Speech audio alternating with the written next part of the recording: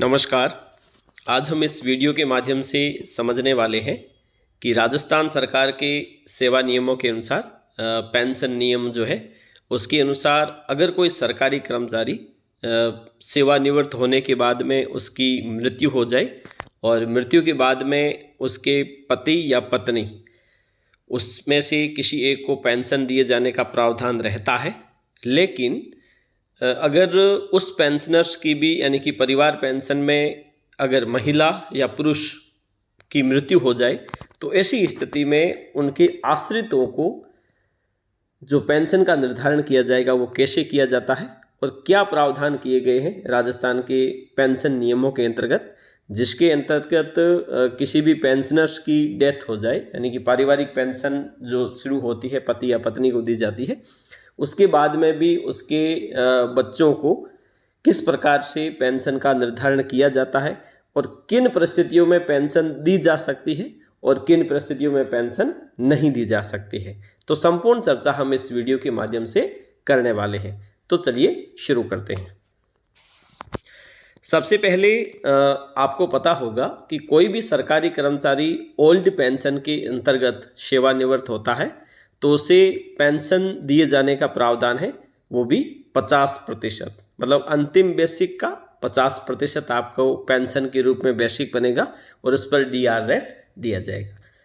अब मान लीजिए पेंशनर्स की कुछ समय के बाद में डेथ हो गई और डेथ होने के बाद में उनकी पत्नी या पति, मतलब पुरुष है तो पत्नी को और स्त्री है तो पति को पेंशन मिलेगी। कब तक मिलेगी? जब तक जिंदा है। पहली शर्त तो ये हो गई। अब मान लीजिए कुछ समय के बाद में उस पति या पत्नी की भी डेथ हो गई, पारिवारिक पेंशन का जो लाभ ले रहे थे उनकी भी डेथ हो गई, तो ऐसी स्थिति में उनके जो पेंशन का निर्धारण है, उनके जो आश्रितों को पेंशन मिलेगी वो वरीयता क्रम के अनुसार दी जाती है। सबसे पहले उस परिवार में यानी कि जो पति या पत्नी जिसकी डेथ हुई है उनके सबसे बड़े पुत्र को वरीयता दी जाती है और सबसे बड़े पुत्र को जब पेंशन दी जाती है तो 2 शर्तें उसमें रखी जाती है कि उसकी उम्र 25 वर्ष से अधिक नहीं होनी चाहिए और उसकी मासिक आय 12,500 रुपये से ज़्यादा नहीं होनी चाहिए। अगर वो पेंशन का लाभ लेता है, इनमें से कोई भी शर्त पूर्ण करता है, जो भी पहले शर्त होगी, या तो उसकी उम्र 25 वर्ष हो जाए या उससे अधिक हो जाए या फिर उसकी मासिक आय कहीं से 12,500 रुपये हो जाए, तो ऐसी स्थिति में इसकी पेंशन बंद हो जाएगी। मतलब 25 वर्ष की आयु तक उसे पेंशन का लाभ दिया जा सकता है। अब मान लीजिए 25 वर्ष से उसकी पेंशन बंद हो गई। अब उसके बाद में उसके छोटे पुत्र यानी कि उसके छोटे भाई अगर है तो, अगर नहीं है तो कोई दूसरा प्रावधान रहेगा। अगर कोई है तो उसका छोटा पुत्र, उसको भी इसी शर्त पर दी जाएगी कि उसकी उम्र है वो 25 वर्ष से कम होनी चाहिए और 12,500 रुपये मासिक आय तक ही होना चाहिए। इनमें से एक भी शर्त जो भी पहले होगी तो उसकी पेंशन बंद हो जाएगी। अब उसके बाद में मान लीजिए जो पेंशनर्स जिसकी डेथ हो गई उनके कोई पुत्र नहीं है और केवल एक कोई विधिक पुत्र है, मतलब कोई गोद लिया हुआ है, तो वो भी सामान्यतः इसी के अंतर्गत ले सकते हैं। मतलब इस स्थिति में अगर कोई विधिक पुत्र है तो यहाँ पर भी समान नियम लागू होंगे और 25 वर्ष की आयु और 12,500 मासिक आय के आधार पर इन्हें दे दी जाएगी।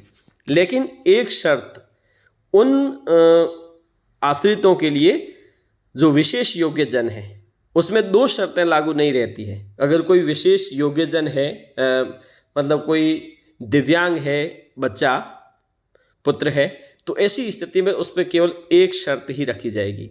वो शर्त है 12,500 की मासिक आय। उसमें उम्र की बाध्यता नहीं रहती है। मतलब कोई विशेष योग्यजन दिव्यांग बच्चा है, उसे अगर आश्रित अनुकंपात्मक नियुक्ति दिया जाती है तो उसे 25 वर्ष की उम्र होने पर उसे पेंशन बंद नहीं होगी। उसकी तब तक पेंशन चलती रहेगी जब तक कि अन्य स्रोतों से कोई आय 12,500 रुपये नहीं हो जाती है। अब मान लीजिए इनके कोई पुत्र भी नहीं है, न विशेष योग्यजन है, न कोई विधिक पुत्र है, तो ऐसी स्थिति में उसके बाद में जिसे पेंशन दिए जाने का प्रावधान रहता है, कोई अगर अविवाहित पुत्री है, अगर कोई अविवाहित पुत्री है और उसकी उम्र इसमें बाध्यता नहीं है और उसकी जो मासिक आय है वो 12,500 रुपये से अधिक नहीं है, तो ऐसी स्थिति में उसे भी इस पेंशन का लाभ दिया जा सकता है। कब तक दिया जाएगा? जब तक कि उसकी शादी नहीं हो जाती, मतलब विवाह होने तक दिया जाएगा। तो जैसे ही इसका विवाह हो जाएगा उसके बाद में इनकी पेंशन बंद हो जाएगी। और अंतिम अगर देखा जाए तो अब ये भी नहीं है, हो सकता है कि उसकी शादी हो गई हो बच्ची की और वो बच्ची अगर विधवा है या परित्यक्ता है, तो ऐसी स्थिति में भी उस बच्ची को भी कंसीडर किया जा सकता है आश्रित अनुकंपात्मक मतलब अनुकंपात्मक नहीं, उनको पेंशन के लिए, पारिवारिक पेंशन के लिए कंसीडर किया जा सकता है। लेकिन उसको कब तक किया जाएगा? एक शर्त रहेगी कि 12,500 की आय या फिर उस परित्यक्त या विधवा पुत्री ने पुनर्विवाह कर लिया हो। अगर उसने पुनर्विवाह कर दिया है तो उसकी पेंशन बंद हो जाएगी। कुल मिलाकर बात यह है कि जब किसी पेंशनर्स की डेथ होती है, पति पत्नी दोनों की, तो ऐसी स्थिति में इस प्रकार से उनके परिवार के सदस्यों के लिए पेंशन का निर्धारण वरीयता क्रम में इस प्रकार से किया जा सकता है।